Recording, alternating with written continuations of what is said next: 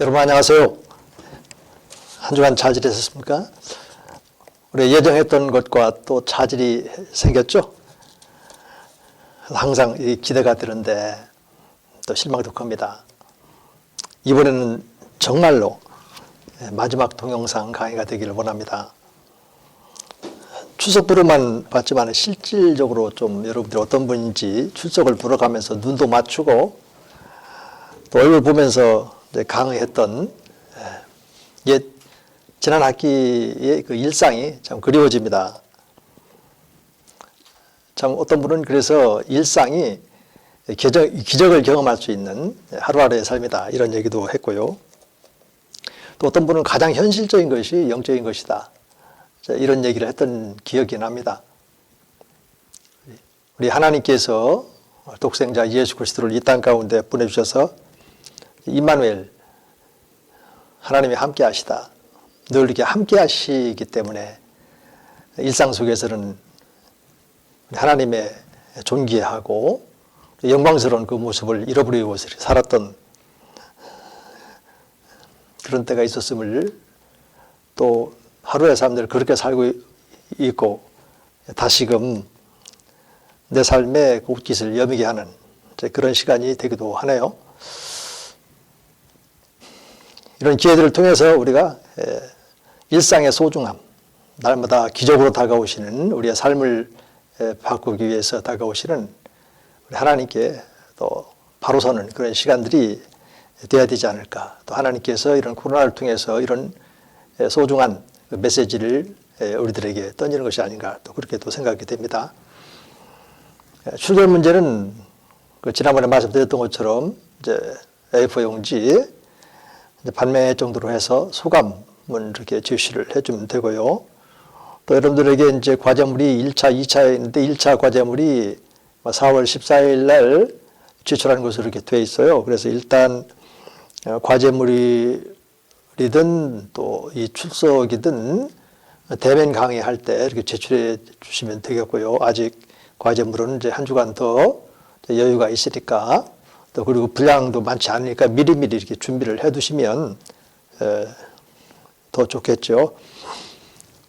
자, 그렇게 해서 또 오늘 동영상 강의로 또 이렇게 진행하게 됐음을 또 한편으로 참 미안하기도 하고 또 솔직히 그렇습니다.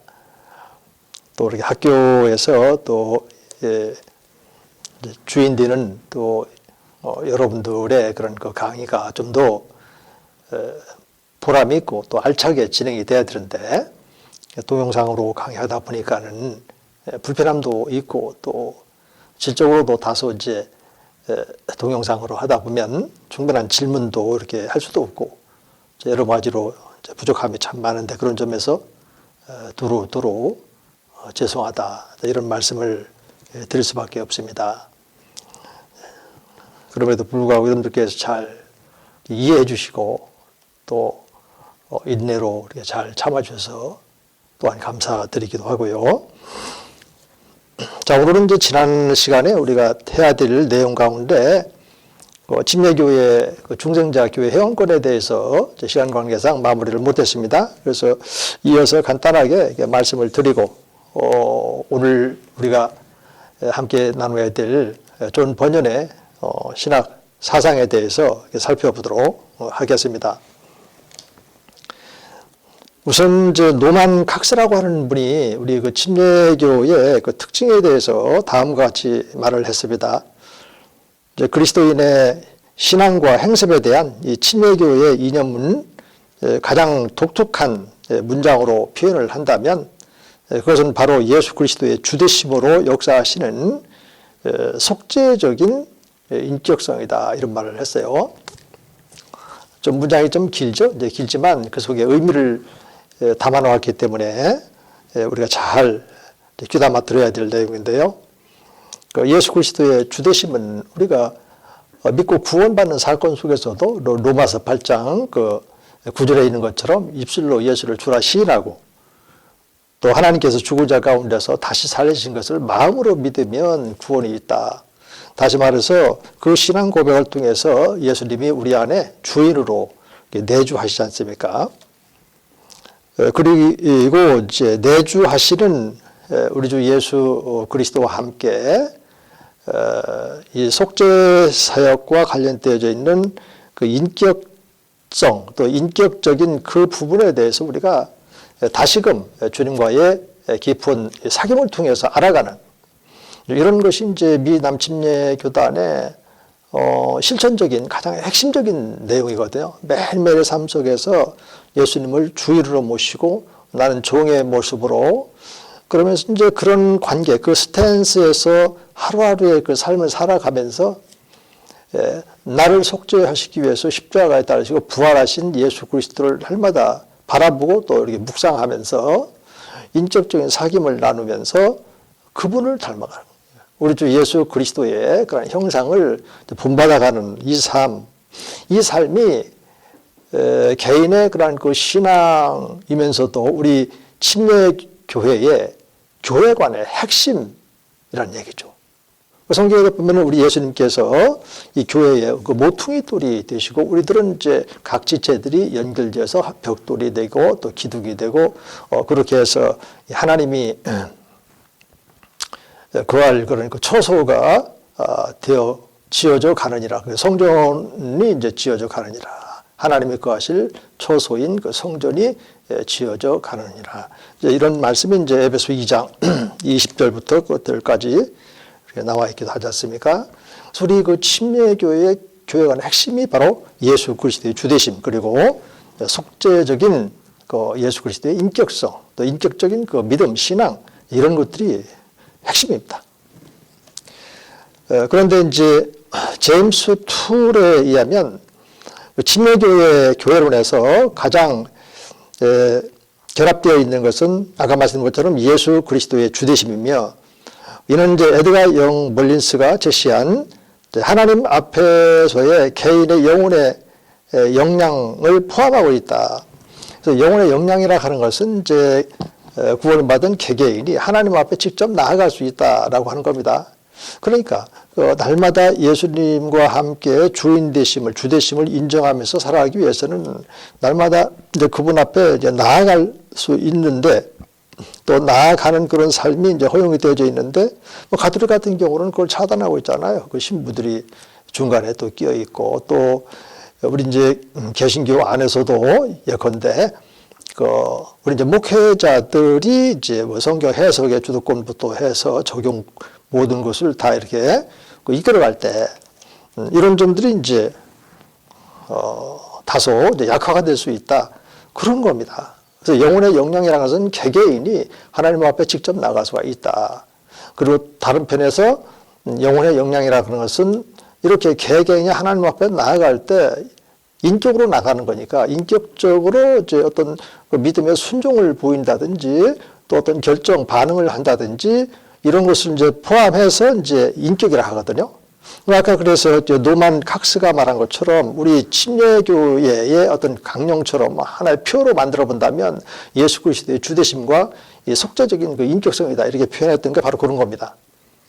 그러니까 이 영혼의 그런 그 능력이 있으니까 하나님 앞에 나아가서 또 사귐을 갖고 예수님의 주되심을 인정하면서 이렇게 살아가는 사람들의 그 공동체가 바로 침례 교회니까. 그렇다면 어린 아이들이 그렇게 인격적으로 반응할 수 있겠나? 이런 데서 이제 유아세례를 거부하고 오직 신자가 된 사람만 이제 침례를 주고 그런 사람들의 공동체가 교회인데 이것을 가리켜서 중생자 교회 회원권이다. 그렇게 말을 하는 겁니다. 그래서 이와이 멀린스가 이 종교 안에서 다시 말해서 그리스도교 안에서 있는 그 영혼의 역량 개념을 제시를 했을 때 바로 이 침례교회 정체성을 세우는 이 교회관에 아주 협력한 공력을 끼쳤던 개념이에요. 아주 중요한 개념입니다. 영혼의 역량이라는 이 개념이 풀어서 보면은 그렇게 뭐 어렵고 이런 것은 아니지만은 그 하나님 앞에 나아갈 수 있는 그 당사자와 하나님 사이의 인격적인 관계 회복이 돼야 되고 또 그 관계에 이제 능숙해야 되고 이런 부분들이 있는 것이죠. 그래서 이제 우리 침례교회의 그 교회관을 항상 보면은 우주적 교회보다는 로컬 처치를 강조하고 또 보편적인 신앙보다는 이제 그 주관적인 신앙으로부터 이제 보편을 이렇게 지향해 나가는 이제 이런 위치에서 우리 그 침례교회의 그 교회관 그리고 또 신앙관도 이렇게 정립이 돼 있다 이렇게 보면 되겠습니다.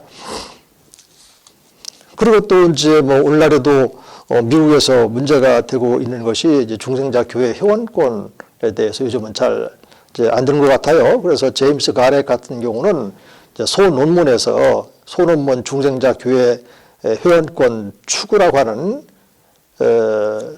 그 논문에서 현실적으로 미 남침례 교단이 이런 중요한 중생자들만으로 구성된 교회 회원권이 이렇게 필요하고 있다. 이런 심각한 제안을 했습니다. 그러면서 이제 미국에서 영향력이 있는 대형 교회 중심으로 거기 이제 침례라고 하는 간판을 이제 떼어내는 너무나 뭐 현실 감각이 없다. 또 침례 교회 하게 되면 완고한 어떤 이미지를 풍기게 된다. 뭐 이런 핑계로 해서 침례를 이제 빼는 그런 경향이 있고 또 우리 국내에도 보면은 침례를 빼고 물론 이제 그 앞에 이제 기독교 한국 침례 총회 이렇게 붙이고는 있습니다만은 전에는 이제 기독교 한국 침례회라고 하고 그리고 000 침례교회 이렇게 했었는데 요즘 많이 그 침례자를 생략하는 그런 경향이 이렇게 있습니다.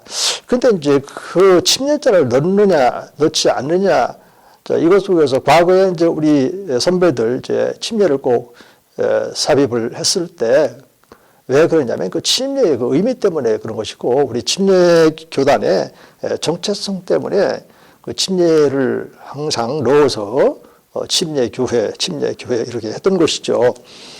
오늘날에도 전 개인적으로 중요하다고 봅니다.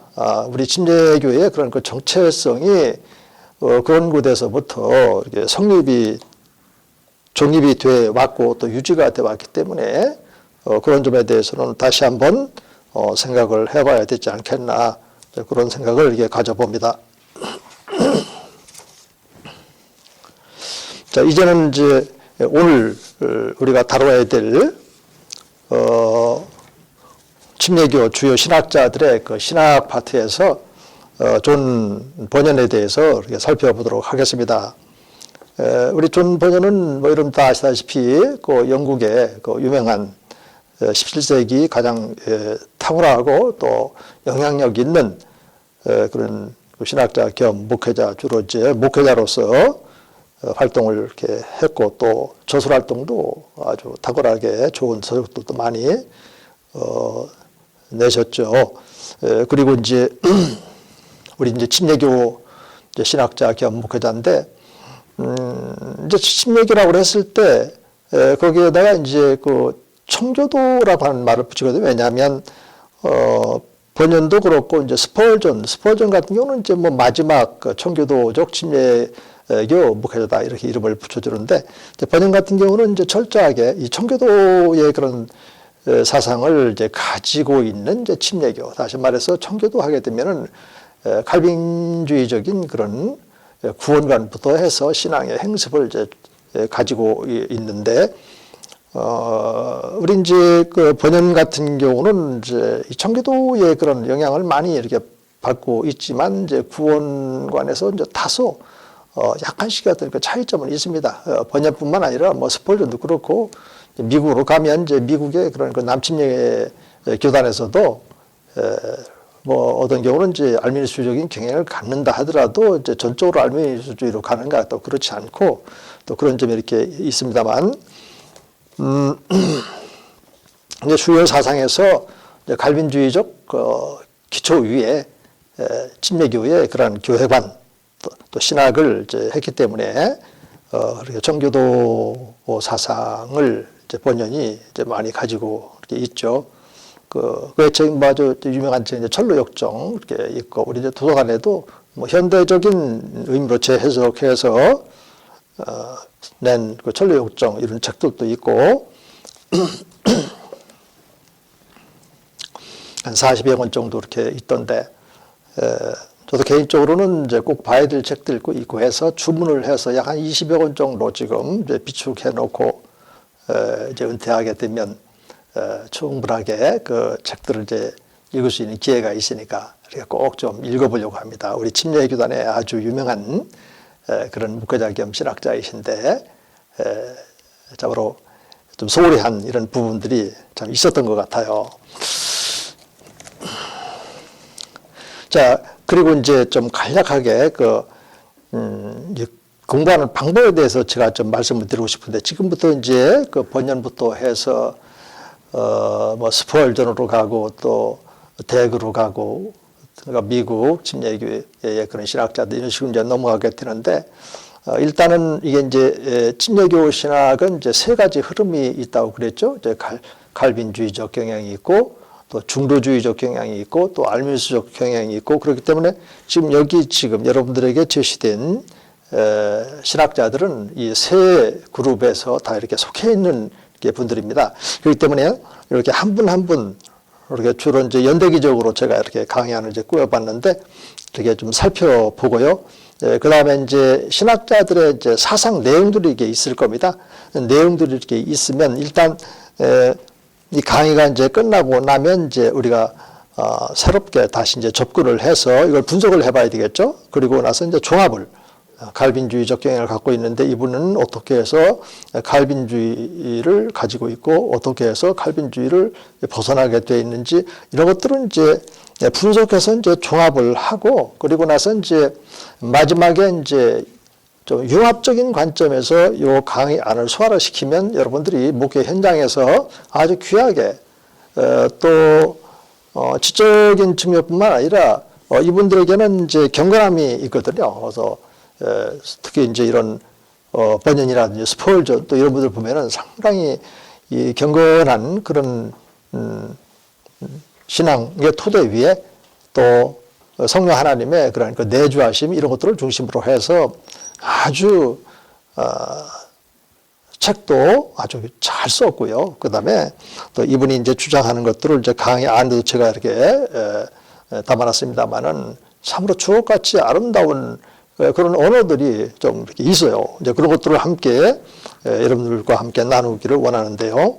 이렇게 해서 이제 그 융합이다 했을 때는 이 교재에 있는 내용들하고 성경을 같이 이렇게 플러스를 해서 종합화되어지면 여러분들이 목회자의 그런 그 영적인 인격도 잘 갖출 수 있고, 또 여기도 다 이제 하나님의 그런 그 말씀, 그리고 성령 하나님의 그런 인도하심이라든지 또 그 예수 그리스도를 알아가는 것, 그리고 또 하나님을 이제 알아가는 이런 방식들을 통해서 이제 죄 문제, 또 회심의 문제라든지 또 구원의 문제라든지 이런 것들이 이제 담아 있으니까 그런 식으로 이렇게 여러분들이 접근을 하면 좋겠다 하는 생각이 듭니다. 자, 우선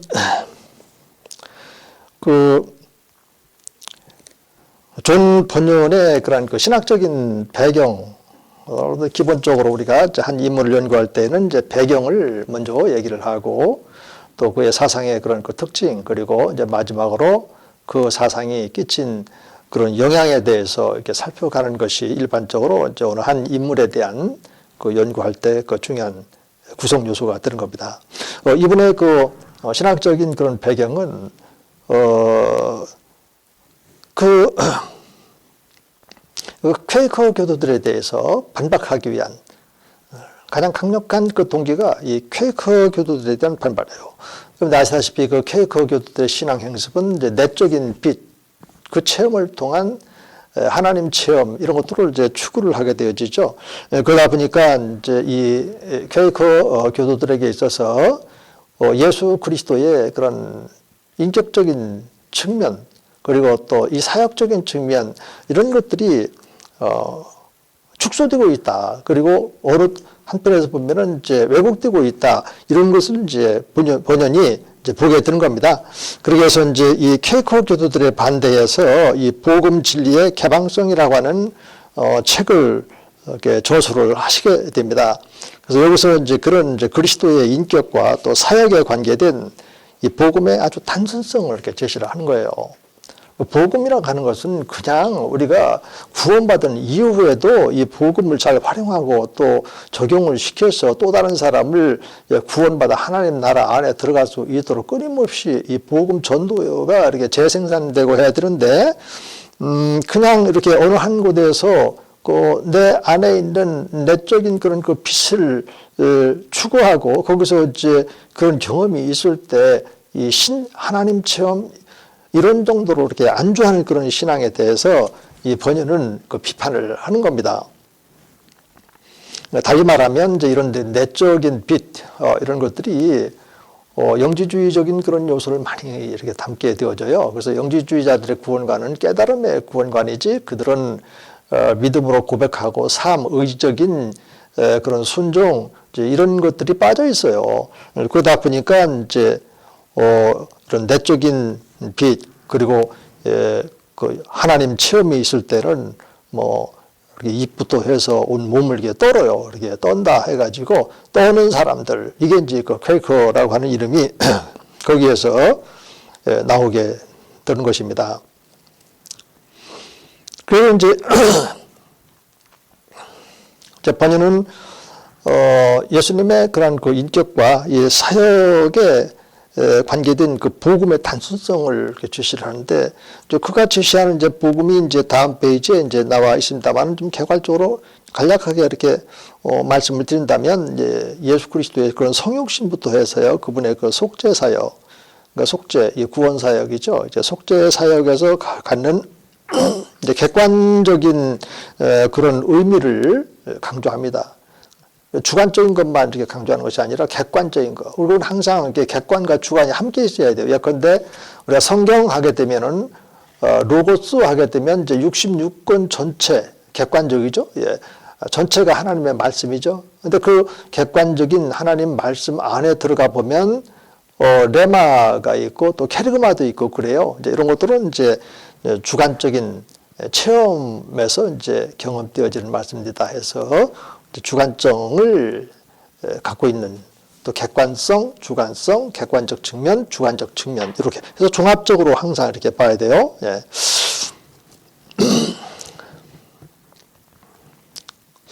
그리고 이제 두 번째로 보면은 이렇게 이제 그 퀘이커 교도들에 대해서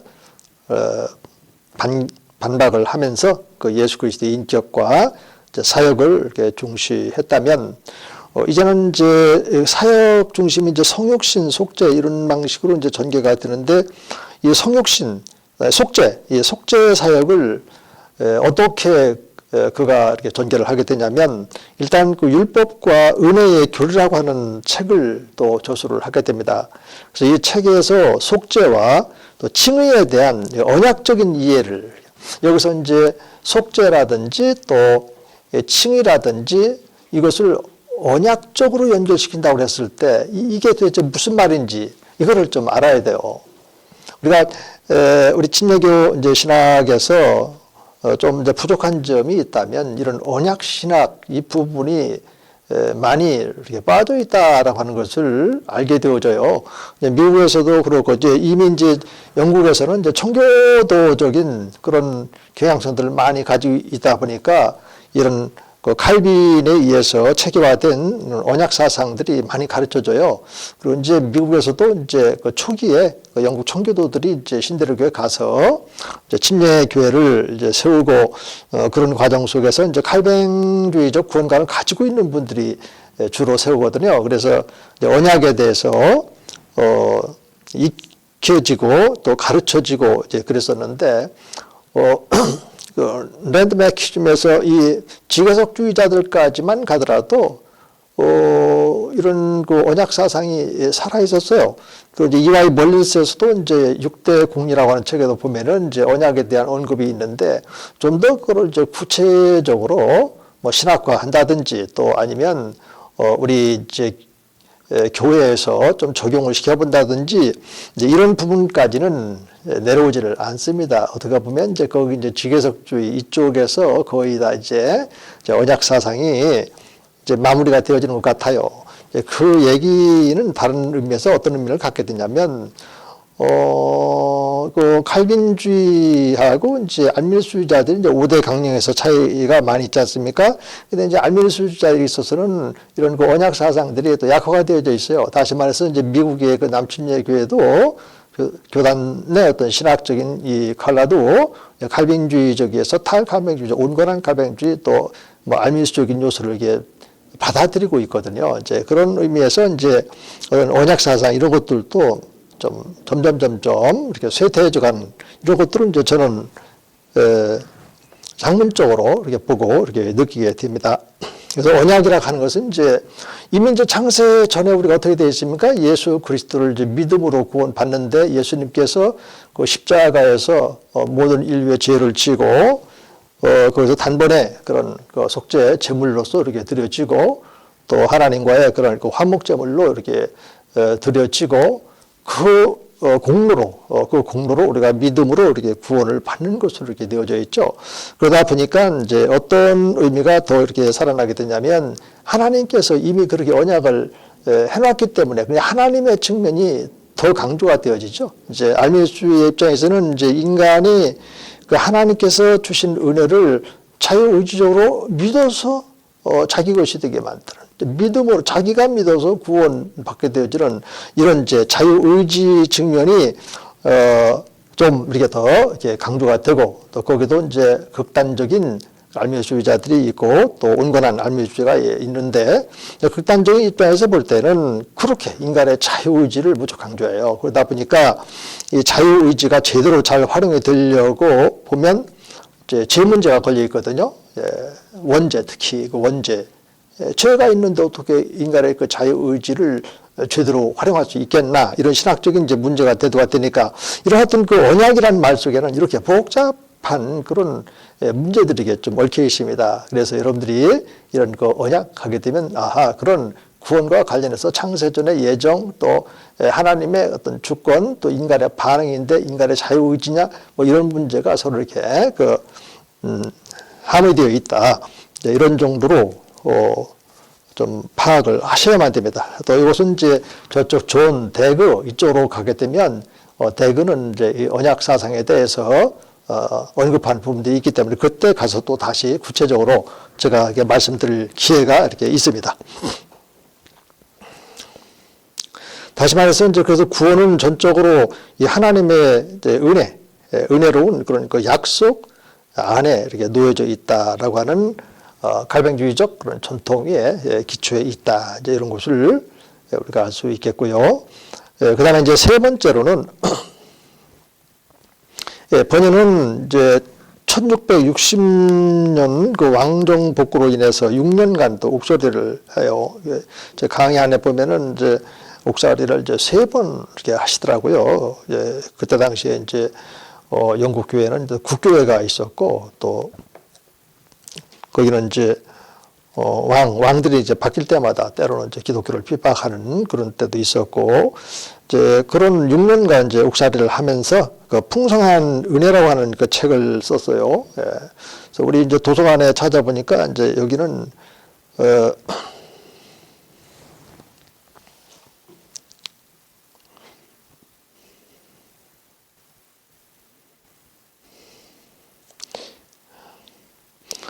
제가 시력이 약해서 잘 확인이 안 되네요. 그 풍성한 그런 은혜라고 하는 그 책을 이렇게 썼고요. 그리고 이제 72년도에 이 칭의 교리라고 하는 책을 씁니다. 그러니까 목회자이면서도 이제 신학적으로 거의 이제 조신학적인 그런 저술 활동을 이렇게 하셨어요. 그래서 이제 이렇게 이제 두 가지 풍성한 은혜와 또 칭의 교리를 저술해서 영국 국교회에서 그 고교회파와 저교회파 그리고 또 이 광교회파 뭐 이런 파가 이렇게 있는데 이런 책을 통해서 이제 고교회파하고 저교회파의 중간 노선을 이렇게 취하는 자기 스탠스를 이렇게 중간 노선으로 이렇게 잡았어요. 대체적으로 이제 우리 침례교 신학을 이렇게 보게 되면 어느 한쪽으로 이렇게 치우쳐지 있고요. 그 온건하다 혹은 이제 중간적인 그런 입장에서 이제 조신학을 전개하는 분들이 참으로 이렇게 많습니다. 오히려 이게 중간 라인이 더 이렇게 많다 이렇게 볼 수 있겠어요. 그래서 이제 고교회파가 있고 이제 또 저교회파 또 이제 광교회파가 이렇게 있는데 이제 번연은 이제 중간 노선을 취했을 때 왜 중간 노선을 취하게 되냐면 그런 이제 신앙적인 또 신앙적인 문제로 해서 이 교파도 이렇게 생겼습니다만은 이 우리 개신교회도 분열이 참 많거든요. 그래서 이 번연이 볼 때에는 이 교회는 주님의 몸인데 이제 그 몸이 찢어지는 이런 것은 바람스럽지 않다. 그래서 이 각기 다른 이제 교파들 간에 어떤 분리 하지 말고 좀 서로 구별은 인정을 하자. 그런데 분리를 하지 말자. 이렇게 그 말을 합니다. 서로 이제 교단은 달랐을 때 서로 차이만 보면은 분리만 일어나니까 차이만 보지 말고 서로 이제 공유할 수 있는 공통점들이 있으니까 그런 이제 공통점을 우리가 서로 찾아서 이제 공유하고 그래서 서로 이제 구별은 되지만 이제 고교회파라든지 또 저교회파 극단적으로 이렇게 분리돼서 우리가 신앙 생활을 하도록 그렇게 가르치는 것은 바람스럽지 않다. 이 입장이 이제 좀 번연의 입장입니다. 저도 이제 그런 점에 대해서 지지를 하고 또 공감을 하는데요. 그러면 고교회파가 뭐고 또 저교회파가 뭔지 간략하게 좀 살펴봐야 되겠죠. 그래서 고교회파라는 것은 이제 교회를 무척 강조를 해요. 교회. 그래서 뭐 중세기에도 이제 교회밖에는 구원이 없다 이랬었죠. 근데 이제 영국 이제 국교회에서는 이제 교회를 다시 말해 이제 교회의 권위 이런 것들에 대해서 무척 그렇게 강조를 합니다. 그러다 보니까 좀 제도성을 좀 띌 수가 있겠죠. 그렇지만은 그러다 보니까 이제 예배 형태도 그런 이제 가시적인 이제 성사, 다시 말하면 성례전적인 그런 예배의 요소들도 이렇게 좀 이렇게 강조하는 이런 경향성들이 이렇게 있게 되어지고. 그런데 예배라는 것이 그 성례전적인 또 가톨릭적인 뭐 이런 식으로만 드는 것은 아니잖아요. 그 개개인의 그 마음 안에서 그리고 또 삶 가운데서 한 주간 일어났던 이런 것들에 대한 또 찬양도 담아서 또 감사도 그러고 기도도 또 그러고 이렇게 내적인 또 하나님과 나 사이의 개인적인 체험 이런 것들이 이제 담겨 있으니까 교회의 권위만 이렇게 강조하면 안 되겠죠. 근데 저교회 같은 경우는 반대로 지금 말씀드린 것처럼 개인을 강조해요. 개인의. 특히 이제 개인의 회심. 살면서 죄 문제에 대해서 또 하나님 앞에 또 바로 서기 위한 어떤 과정 속에서 또 어떤 문제 앞에서 이제 하나님과 나 사이에 어떤 문제가 있었고 또 어떻게 해결되어졌고 이런 회심과 또 신앙 체험 이런 것들을 이제 강조를 하게 됩니다. 그래서 이제 이쪽에서는 복음적인 설교를 많이 강조해요. 복음적인 설교, 이 저교회파는. 그리고 또 신앙에 의한 의인칭의, 그러니까 이신칭이라고 할 수 있죠. 이제 믿음으로 말미암아 구원받는 죄사함 받게 되어지는 이런 부분들에 대한 그 설교가 참으로 많이 이렇게 강조가 되어집니다. 그래서 번연은 이렇게 교회의 권위 또 성례전적인 다시 말해서 주님의 만찬이라든지 이런 것도 굉장히 중요하거든요. 오늘날 이제 반대로 이 저교회 측에서는 그런 주의 만찬이라 이런 것들이 이제 또 쇠퇴하고 있단 말이에요. 그래서 같이 합하게 되면 성경적이고 또 신약교회적이고 또 가장 이제 바람스러운 그런 교회관이 세워질 수 있는 것이다 말입니다. 그리고 또 이제 광교회파라는 것은 뭐냐면 이제 그때 당시만 하더라도 이제 항상 이 교회와 이게 세속 사회하고의 그 관계성이 있는데 또 영국 사회 같은 경우는 또 이제 이 서로 분리가 좀 안 돼 있고 또 이러다 보니까 이런 이제 세속화의 문제도 이렇게 있었던 거예요. 그래서 이 광교회는 이제 오늘날로 말하면 이제 자유주의적 그런 특성을 갖는 겁니다. 교회하고 이 세상이 어떻게 또 다 완벽하게 이렇게 분리가 될 수 있는 것도 아니고 또 인간의 그런 그 이성도 있고 한데 그래서 이제 성경 그런 그 비평학이라든지 이런 것들에 대해서도 이제 광교회파가 자유주의 경향을 갖고 있으니까 이런 것들을 이제 다반사로 성경을 연구하고 또 메시지를 전하는데 활용을 했다라고 하는 겁니다. 그래서 이제 번연은 이제 광교회파 이런 점에 대해서는 이제 거절을 합니다만은 이제 고교회적 다시 말해서 교회의 소중함 또 성례전 다시 말해서 주님의 만찬에 대한 강조라든지 이런 거 그리고 또 개인의 그 회심 체험이라든지 특히 이제 이 번연 같은 경우는 이제 이후로 이제 나타나게 되어지지만은 그런 그 회심 체험이 무척 이렇게 강조가 되어집니다. 자, 그런데 오늘은 또 여러분들이 그 부흥회가 있죠. 이제 부흥회가 있다 보니까 수업이 부흥회도 이제 특별 수업에 해당이 되기 때문에 여기서 강의를 이제 마무리 짓고 또 이제 부흥 예배에 이렇게 참여해야 되는 그 시점에 와 있습니다. 그러다 보니까 두루두루 이게 지금 이제 진도가 좀 다소 떨어지는데요. 오늘 사실은 이제 본연까지 마무리를 짓고 이렇게 해야 되는데 그런 점에서 조금 미진한 진도는 이제 다음 주로 이렇게 넘겨야 되는 이런 상황이 왔습니다. 여러분 아무쪼록 이런 때는 우리 마음을 잘 이렇게 다스리고 또 건강을 잘 챙겨야 합니다. 그래서 아까도 제가 서두에 잠깐 이렇게 말씀드렸지만 일상의 소중함과 또 참 진정한 영적인 것은 가장 현실적이라는 이런 말씀이 있는데 우리 예수님이 왜 이 땅 가운데 오셔서 우리와 함께 하시겠습니까? 오늘 우리 시대에는 임마누엘의 신앙이 꼭 필요한 것 같습니다. 하나님이 늘 함께 하신다. 이 믿음 붙잡고 또 한 주간도 여러분들이 처해 있는 곳에서 승리하시고 또 우리 건강한 모습으로 정말 대면 강의가 속히 올 수 있도록 하나님께 기도하면서 늘 임마누엘 신앙으로 승리하시기 바랍니다. 여러분 수고 많으셨습니다.